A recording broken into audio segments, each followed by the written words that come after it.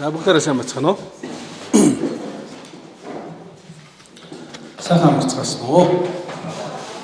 За зөвмөр амттай элч нуур очие. Би та бүхэнтэй элч номноос уулзж байгаа. Ягаад вэ гэвэл маш энгийн.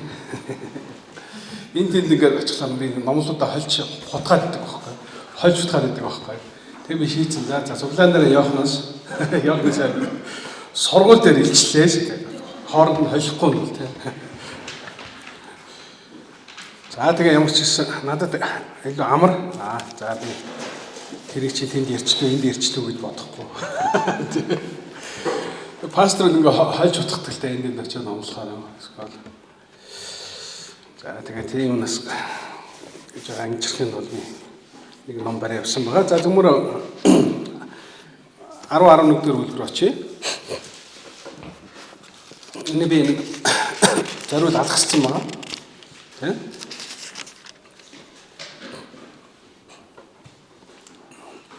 За энэ 11 дээр үлгэр гарч байгаа л да. Бос бурхны сүмийг дахлын шиний болон тэн мөрөстийг хэмж сүмийн гаднах талбайг өрөх. Түүнийг хэмж бүү хэмж. Яагаад гэвэл түүнийг үндслөө төгс юм. Ариун хот 42 сарын турш талхлахдах болно. Би 2 гэрчтэй саярх нь. Тэд таар өмсөд 2260 хоногийн турш ишүүлэх болно. Тэд бол дэлхийн эзний өмнө 2 чидүү мод 2 дингийн суурь юм. Хэрэв хэн нэгэн тэдний хорлохыг хүсвэл тэдний амнаас гал гарч дайсуудаа зайлна. Хэрэв хэн нэгэн тэдний хорлохыг хүсвэл ингэж алагдах ёстой. Иш үзүүлэх өдрүүдэд бороо оруулахгүйгээр Тэнгэрийнхаа хэрэг мэдл тэдэнд би усыг цус болгох хүссэн үедээ зүйлбэрийн гамшигаар газрыг зөх хэрэг мэдл бас тэдэнд би тэдний гэрчлээ төгсгöd оёоргүй нүс гарч нэгэн араатан тэдэндээ тулж тэднийг дийлж алах болно. Сүнсний хувь Содом ба Египт гэж нэрлэгдэх агуу хотын гудамжинд тэдний зогс хэвтэх болно. Тэнд мөн тэдний эзэн цовдлогдсон билээ.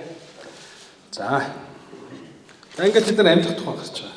За энд нэг үг гарч байна л да. Ямар үг гарч байгаа? 17 дугаар шүү дээ. Тэдний гэрчлээ төгсгöd оёоргүй гүнээс гарч ирэх нэгэн араатан тэдэндээ тулдаж тэднийг дийлж алах болно. За тэгэхээр би өнөөдөр бол 11 гэхээс илүү араатны тухай ярих хэрэгтэй байсан. Тийм ээ. 13 дугаар. 13 дугаар бүлгээс тэгээд тэр тэнгисийн эрэг эсэндээ зогслоо. 12 дэх 7 толгойтой араатан тэнгисээс гарч ирэхэд яа. За тэгэхээр энэ бол бидний тэр хоёр гэрчийг алсан араатан биш үү? Яагаад вэ? Тэнгисээс гарч ирсэн гэж хэлж байна. Гэтэл хоёр элчийг алсан араатан хаанаас гарч ирсэн гэж? Хоёр хүнээс, газрын хүнээс гарч ирсэн гэсэн. Тэгэхээр бид нар 11 руу очих хэрэгтэй. 13 дугаар бүлгийн 11 руу очих хэрэгтэй гэсэн. Баярлалаа. Газар доороос өөр нэгэн араатан гарч ирэхийг би харав. Тэр араатан хурганы мэд 2 ивэртэй бөгөөд луу мэт ирв. Тэр анхны араатны өмнө бүх эрх мэдлийг нь хэрэгжүүлдэг. Тэгээд үхлийн шархан эдгэрсэн анхны араатан газар болоод тэн нутагчдыг мөргүүлдэг ажээ. Тэр агуу тэнгүүдийг төдийгүй хүмүүсийн өмнө тэнгэрээс гадарт гал болгодог. За, их сонирн байна тий. Тэнгэрээс юу болгодог гэж? Гал болгодог тий. Библиэлд тэнгэрээс гал болгосон хүн билээ. Илия тий. За. Тэр яг бид нар ингээд элчлэн ном өөрөө заавал тийм логиктой зөв тогтолтой тийм ээ байх албагүй. Он цагийн дараалалаар явах албагүй. Энэ бол илчлэл буюу апокалиптик буюу тийм ээ утга зохиолын нэг өөрөмц төрөл явж байгаа. Энд заавал одоо араасаа логиктой, дистрата тийм түүхэн бичлэг шиг бичих албагүй л гэж би хэлж байна. Гэхдээ энэ бас огт лог байхгүй бас биш. Тийм үү? Энэ тодорхой холбоос дистрал явж байгаа бол байна. Ерөнхий бүртгэн зургаараа бол гэж харагдана. Хоёр гэрчийн хийж байгаа гайхамшиг бид харвал бас хоёр хүнийг санагдуулна. Сандарсан маань хараа тийм үү? Яа гэж 11-5 дээр хэрэв хэн тэднийг хорлохыг хүсвэл тэдний амнаас гал гарч дайснуудаа зайлгна. Хэрэв хэн нэгэн тэдний хорлохыг хүсвэл ингэж алагдах ёстой. Усыг цорс болгох. Тэгэхээр энэ яана гэсэн үг. Усыг цус хэн болгосон юм? Мөсө яг юм тийм. Иш үзүүлэх өдрүүдэд бороо оруулахгүйгээр Тэнгэрийг хаах хэрэг мэт тэдэнд бий. Тэнгэрийг хаагаад 7 жил бороо оруулаагүй хэн? Илия тийм ээ. За. Тэгэхээр хоёр иш үзүүлэгч болон араатны хооронд тэмцэл болсон байна. Хэн ялсан байна энэ тэмцэлд? Араат ялсан байна тийм. Тулаанд бол хэн ялсан байна? Араат ялсан байна. Араатан өөрөө бас айхтар араатан байгаа шүү дээ. Яасан гэж юм. Түүнд хүмүүсийн өмнө Тэнгэрээс гадарт буулгадаг хүч чадал, тэмдэг үлддэг гэж. Агуу тэмдэг үлддэг гэж.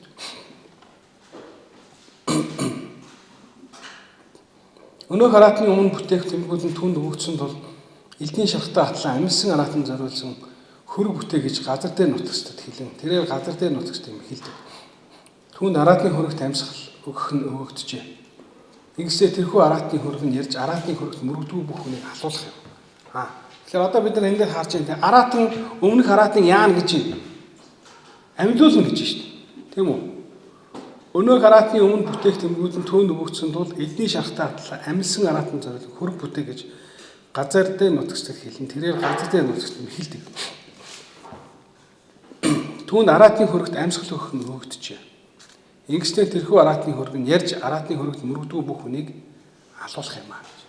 Тэгээ энэ араатны биш юуг амьлуулах гэдэг.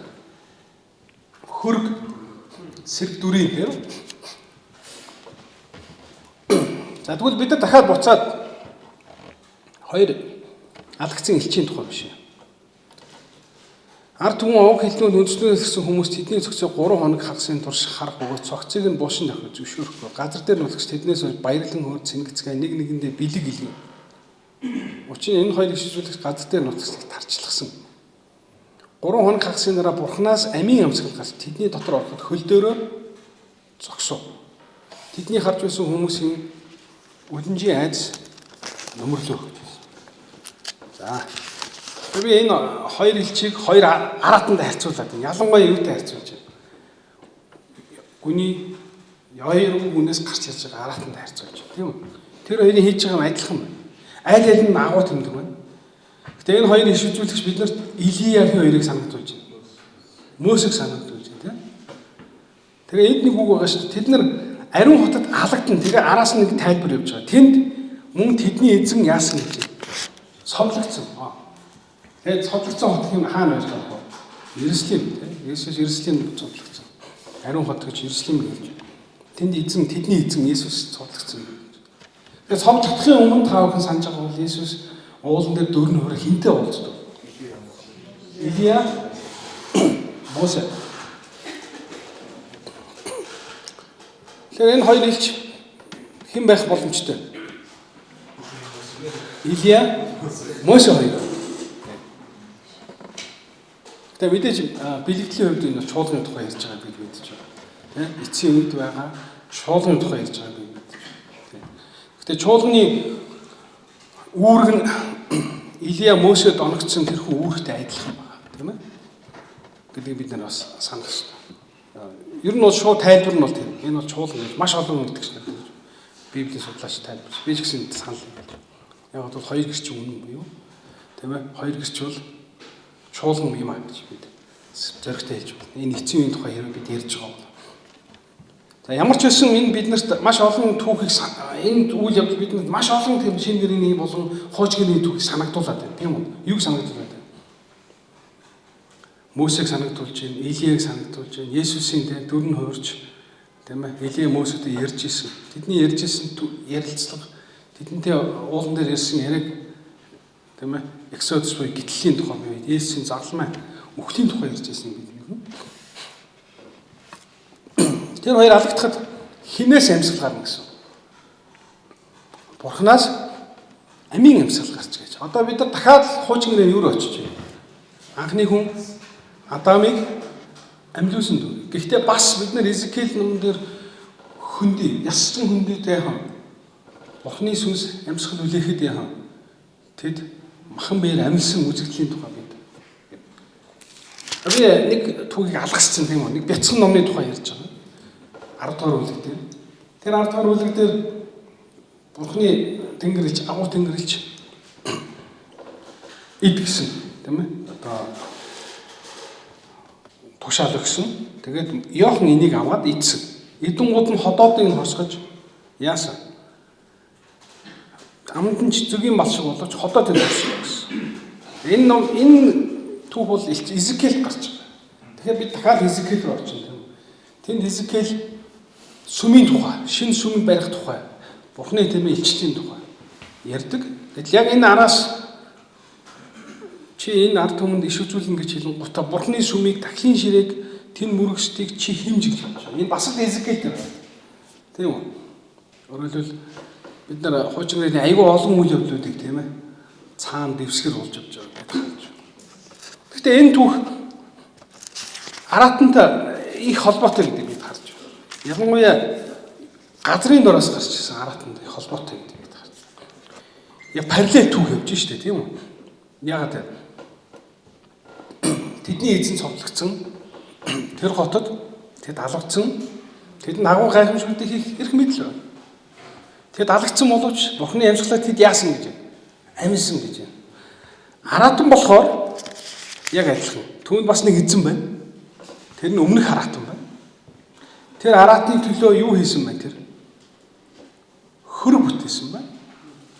Тэгээд тэр өөрийнхөө амьсгалаар яасан тэр хөрөгт юу өгсөн гэж?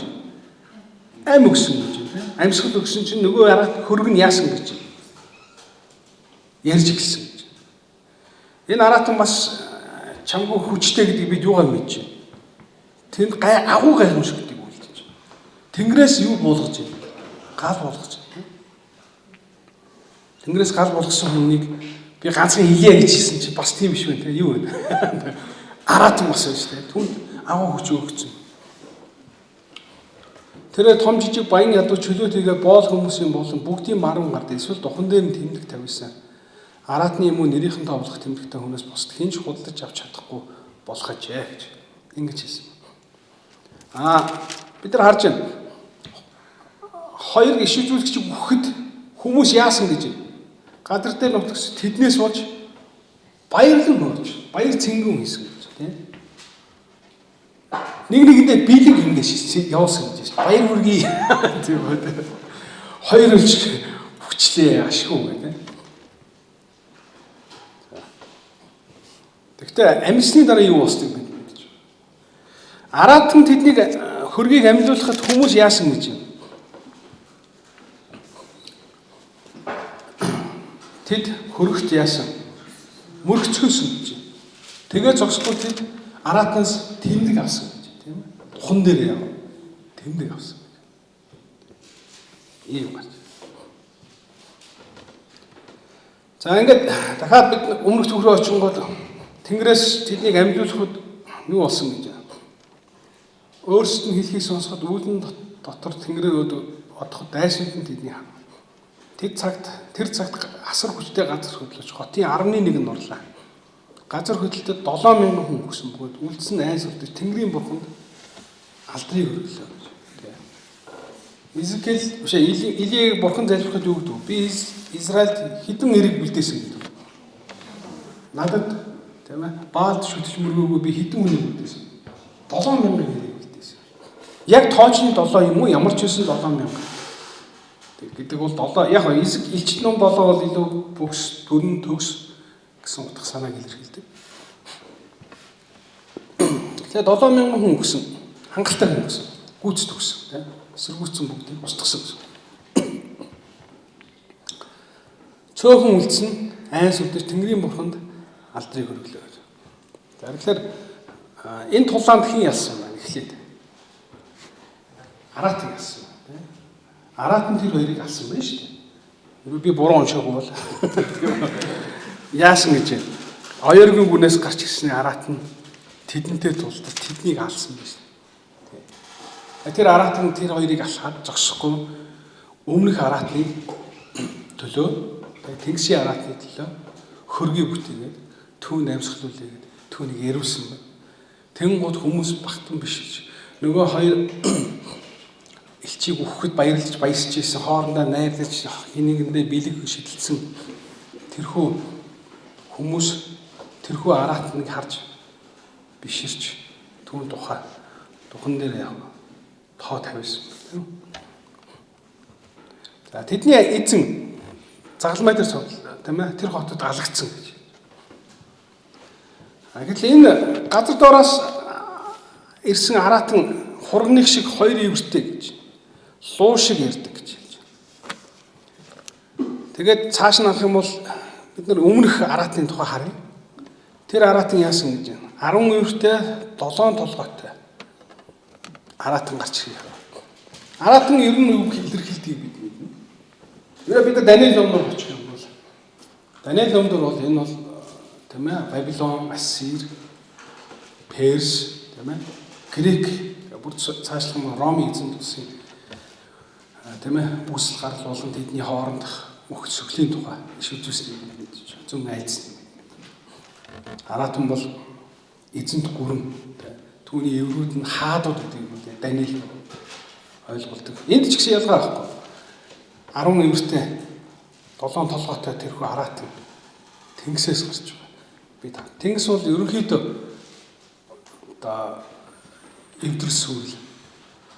Тэр бид нар бүтээлийн ихэнд харах юм бол ус нь яг хэлбэр төрсгөө тийм ээ оргилж исэн тухай гэдэг. Түүнээр Бурхны сүнс хайлан нисэж эмгэгцэгцэнд оруулж бүтээсэн түүх.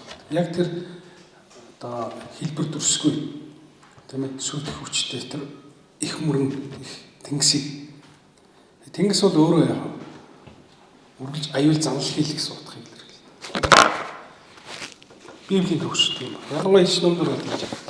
Яг бол сүүлд нь бид нэр шин тэнгис шин газрын тухай үзээд шин хотын тухай үзээд тэнгис байхгүй болсон. Аюул занал байхгүй болсон.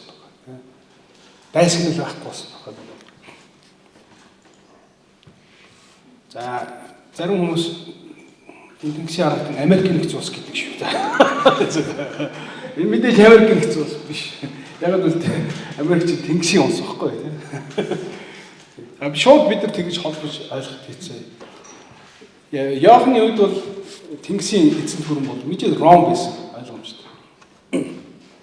Тэр Яохны цаг үеийг авч үзвэл энэ Ромын тухай ярьж байгаа гэж хэлэх нь тайлбарлах нь илүү хамаарчтай зөв. За миний харсан тэр аратан нэрвстэй адил өгөөд хөлн баага шиг амн арслангийн шиг байна. Луун түнд өөрийн хүч сэнти асар их мэдлийг өгсөн. Тэгээ бид нар энд гурван бодор гурвлыг харж байна. Ариун гурвлын яг эсрэг дүр явж байна. Илч номны талаар айгүй амархан ном шүү. Хүүхдийн ном шиг тийм. Ямар утгаар хэлж байгаа гэхээр хар цан айгүй амархан байхгүй. Манай талд ариун гурвал бол нөгөө талд бузар гурвал. Манайд бол ариун гурван үйлчлэгчтэй юм. Йохан иш үзүүлэгч, тэнгэрлэгч юм тийм үү хоёр гэрч. Гэтэл нөгөө тал ялгаа байхгүй. Мэлхийшиг гурван бузар сүнс байна. Худал ярддаг, хуурамч иш үзүүлэгч тийм. Манай талд ариун эмэгтэй байгаа. Нар сарын бүлдсэн эмэгтэй байгаа. Манайд ямар эмэгтэй байгаа? Хурганы бүсүү төсгөө. Гэтэл яг нөгөө тал аратан унсан улаан хувцастай янх эмэгтэй байна тийм. Яг ингээд ерөөсөө л яг эсрэг тэсрэг. Манай талд юу байна нөгөө талд тийм юм байгаа гэж ойлгож байгаа. Нөгөө талд юу байгаа манай талд юу тийм байгаа тийм.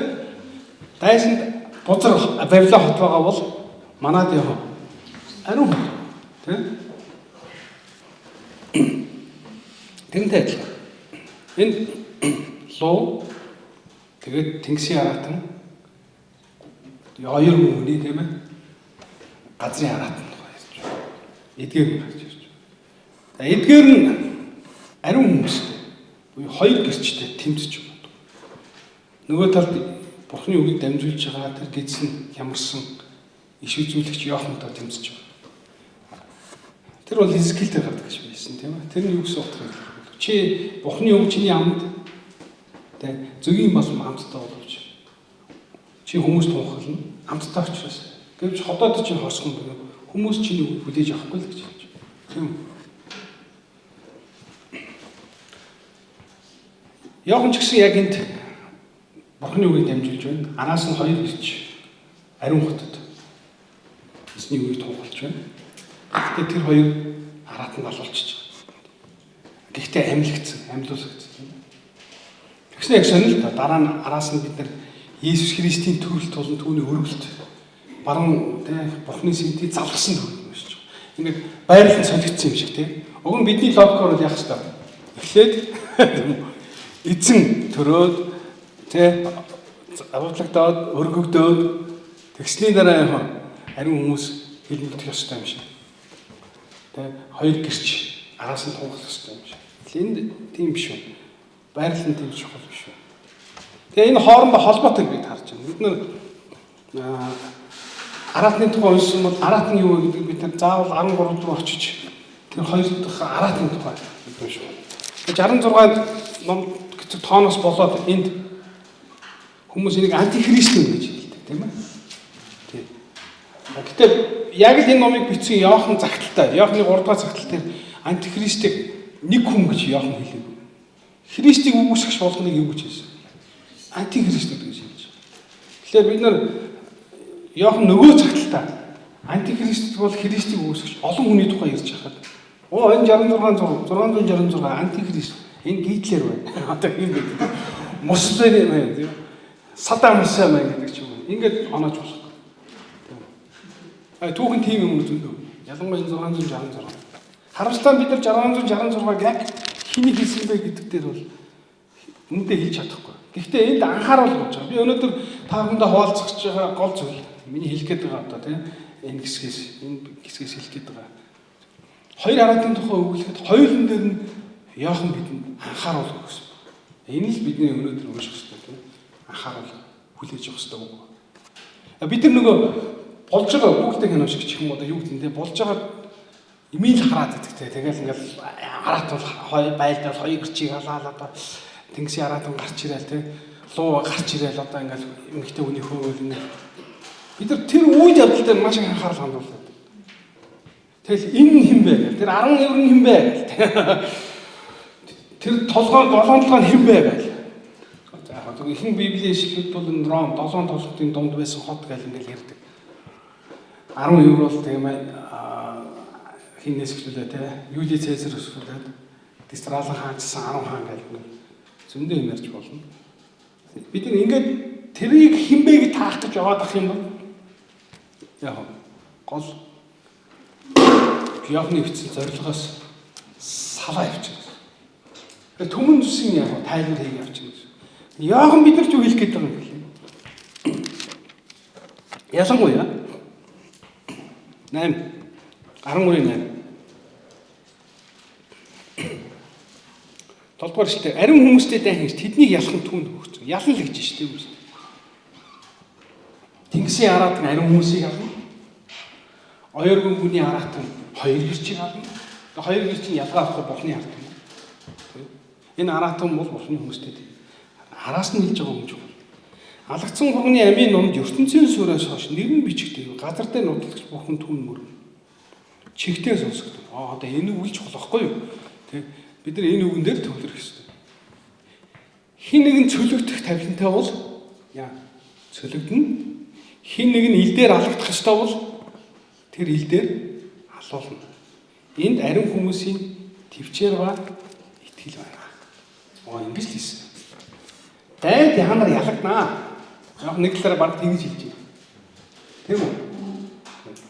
Гэхдээ итгэл найдвар байгааг бид өмнөх хэсгээс харсан. Хүү өргөгцсөн, сентим заларсан. Тийм учраас луу бидэнтэй байдаг.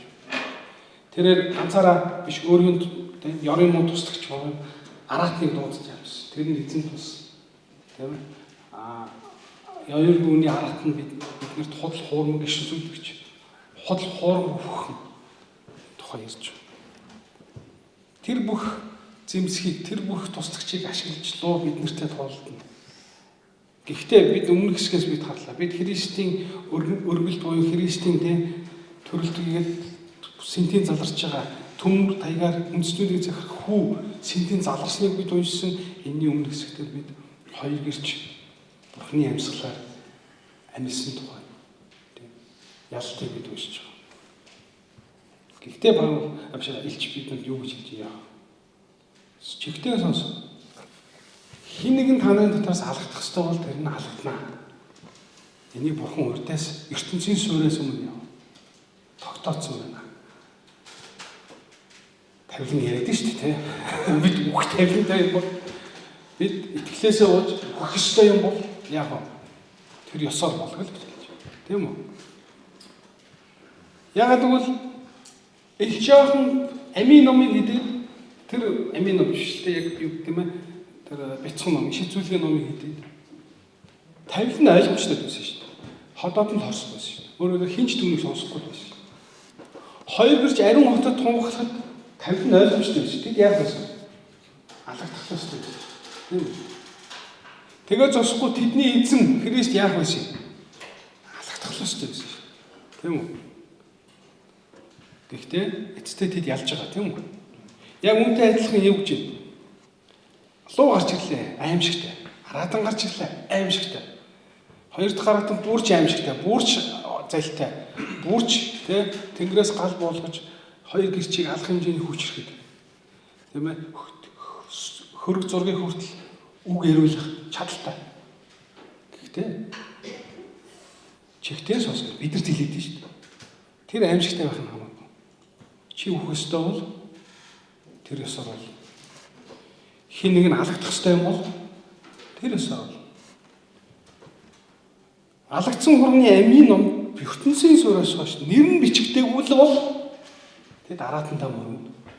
Хэрвээ нэр нь бичигдсэн бол тэр нь ариун дайнд яа алагдана. Тэг хоёр л гарч байгаад байдаг шүү дээ. Айгуу би энэ элч номныг л аяга амархаа. Хоёр л гаргалгаа байна. Нэг бол араатан мөргөн, нэг бол мөргөөгүй төлөө алагдана.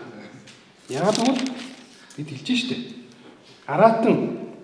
Араатны мөрөгдгөө бүх хүнийг алуулах юм аа гэсэн юм шүү дээ. Энд алагдах, өөхөх тухай яг ярьж байна. Тийм үү? Энэ тоглоом нарийн биш. Энэ бол шууд хэлж байна. Та нар хавчлагтаар Ром тухай үед цогцлогдсон ромчуудад тийм ээ тэр үед Христ итгэгчдийг маш их хүчтэй хавчиж байсан. Тэр цаг үед л үчигдсэн байна. Тэгээ хэлж штеп. Энэ чинь араат юм аа. Энэ ханарыг хавчаад байгаа нөхдөд чинь араат юм аа. Цаана сүнслэг луу ажиллаж байна. Тэ сүнслэг хийж ажиллаж байна. Угаасаа ингэж л зохиомжлогдсон. Өөрөөр хэлбэл ингэж л Христ итгэгчдийг алахын тулд энэ гарч ирсэн. Тийм учраас та нар халагдаж байна, зарим нь чөлөгдөж байна, зарим нь ядуу тарч амьдарч байна. Тэр бид еврей номдор гэх юм бол тооцсон байна тийм. Зарим нь уул хатанд тийм амьдарч байгаа. Зарим нь хөрөөдүүлж байгаа. Зарим нь яг тийм нойргүй, хоолгүй. Элч номны еврей номын 11 дээр байдаг. Түүн уушгүй тийм. Тэнд итгэлээр яасан бэ?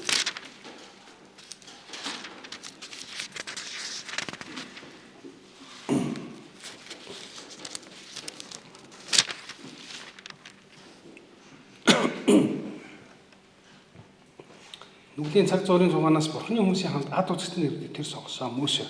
Тэгээ яасан? Зарим доромжлогдсон. Эмэгтэйчүүд нь өксдийг амьлаар хүрцэн авсан. За одоо ингээд 10:33-аас. Тэд итгэлээрээ хаанчлыг гэж зөвийг үүдэн амлалтууд нь урд аслангуудын амыг хаж галын мөчийг унтраа элдний ирээс зэж өөрөөхөөс хүчрэх болгоход дайн тулаан зоригч харийн дайчдыг буулган авч байлаа. Эмэгтэйчүүд нь өөрсдийнхөө өксдийг амьлаар буцсан авч байна. Зарим нь илүүдээр амьд хүрэхийн тулд чөлөөлтийг хүлээж авах тамлагцсан. За тамлагцсан. Доромжлогдсон. Ташуурдуулсан. Гинжлэгдсэн, хоригдсон. Тэд чулуугаар шийдвэн соригдож, тас хөрөөдөгдөн, элдэнд хөнөөгдөж, хон ямааны арьс нөмрөн нөвч, хоосон дарчих байна. Зовж ад үзэгдэжээ. Тэд цүл уул аваад болон газрын гавар тэнвэжлээ. Тэдний хувьд дэлхий зогсгүй болчихлоо. Яагаад зогсгүй? Яагаад гэвэл чинь дайны талбар байна шүү дээ, тийм ээ. Энэ чинь араатандаа хийж байгаа, луутай хийж байгаа юм. Тулаан юм биш үү, тийм ээ. Энэ тулаанд бид алагдана. Махан биеийн үед бид сүйтгэл гэвчг яахан бидэн тайвшруулж байна. Жамтай юм жамаараа олгоо. Ёстой юм ёсоор олгоо. Чи энэ тэмцэлд хурганы төлөө тэмцэхдээ өөх ёстой бол тэр ёсоор болно. Чи алагдах ёстой юм бол алгадна. Гол нь энэ гэж байна. Ариун хүмүүсийн юу байгаа гэж. Төвчээр итгэл орно. Энэ нууцыг хэлж байна. Энийг давах хүч нь юу вэ? Ариун хүмүүсийн төвчээр итгэл юм аа. Та нарт төвчээр хэрэгтэй шүү. Юу хэрэгтэй гэж байна? Итгэл хэрэгтэй шүү. Бид нар энийг барьж авах хэрэгтэй болохоос ш. Тэр луу юм бэ? Луу улс хатан. Тэр араатан юм бэ? Америкийн нэгдсэн улс тэнгисийн гэж байгаа юм чинь тийм. Ром бид нар ингэж яваад байвал халуураа явчихсан.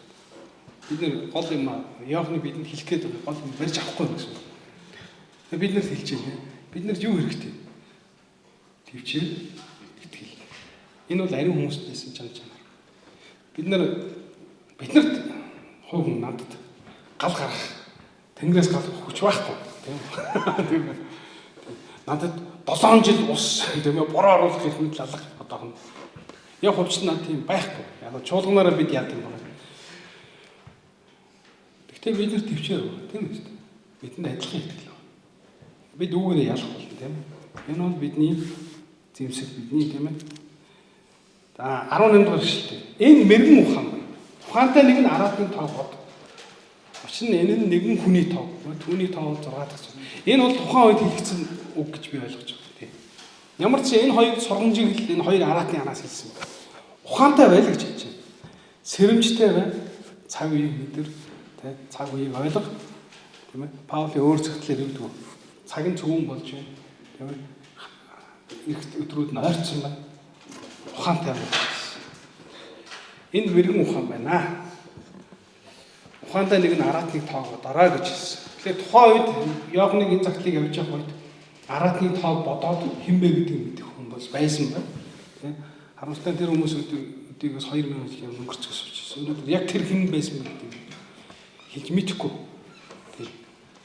Гэхдээ хэрвээ антихрист бол нэг хүн биш. Юу? Христийг Бурхны хүү гэж үүсгэж бүхэн юм аа гэдгийг бид ойлгох хэрэгтэй. Энэ бол тэдний тоо гэж ойлгох хэрэгтэй. Тэ бид ухаантай байх хэрэгтэй. Бид араат нь мөрөхгүй тулд сэрэмжтэй байх. Бид алгадсан ч бид хавчигдаж хөрөөдүүлж тас хөрөөдөгдөн бид тийм ээ гачтан зовлон дотор байсан ч бидэнд байх ёстой юм юу? Төвчээр ба итгэл юм аа. Яг нь бидэнд энийг хэлхийг хүссэн. Тэр бид нарт энэ хүртэл сүнслэг тэмцэл тулаан дотор луу болон тийм ээ араатны хоорондох тэмцлийн дотор Христ итгэж бид нар юу хийх ёстой хийсэн. Тэр нь бид төвчих ёстой. Бид итгэлээ сахих ёстой. Амен тийм ээ. Тэрнээс биш бид нар тэр луу Христ тэр бол биднээс ангид юм шүү дээ. Тэр араатныг барьж аваа халан болно гэдэг бол бидний бардаг юм биш. Энэ бол Тэнгэр хэлчихсэн тийм ээ. Михаил бол тэдний хийх, Христийн хийх, тэр хүчрхийг эрх мэдэлтэй агуу дээд зарагчтай хийх. Бидний хийх юм бол тийм итгэлээ хийвч. Бид юу уусныг ойлгосон. Тийм ийм болсон.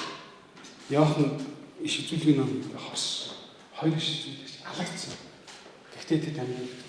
Бидний эзэн ариун хотод алагдсан. Гэхдээ тэр яах вэ? Амьлуулагдсан. Тийм үү? Бидний дээрээс нь луу байн бидний буруутгадаг. Тийм ээ? Араатан, тэнгисийн араатан байна. Бид нар тэднээс айх тухай биш. Харин яах вэ? Алагдах хүртлээ, өөх хүртлээ итгэлээс их тухай л ярьж байгаа тийм. Эзэнд үнэнч байх тухай, эзэнд итгэмжтэй байх тухай. Тэгэх юм бол энэ номд хэлэгдсэн ерөөл бидэнд биелнэ гэж хэлсэн. Амен. Тэгэх юм бол бид ялагч болно. Илч номын дээр бид нар ялагчд амлагдсан маш олон амлалтууд явуулж байгаа тийм. Бид амийн номноос идэн бид маанаа идэн бид яг мөнхийн ус орно. Бид сэнтийн залрагчтай хамт шүүх болно. Бид алтан тэтмийг зүүх болно. Маш гайхамшигтай, маш ерөөс юм тэнгэрлэг амлалтууд бидэнд өгсөн. Тэгэхээр бид нар тийш тэр шагнал руу тийм үү харцгаая. Амен.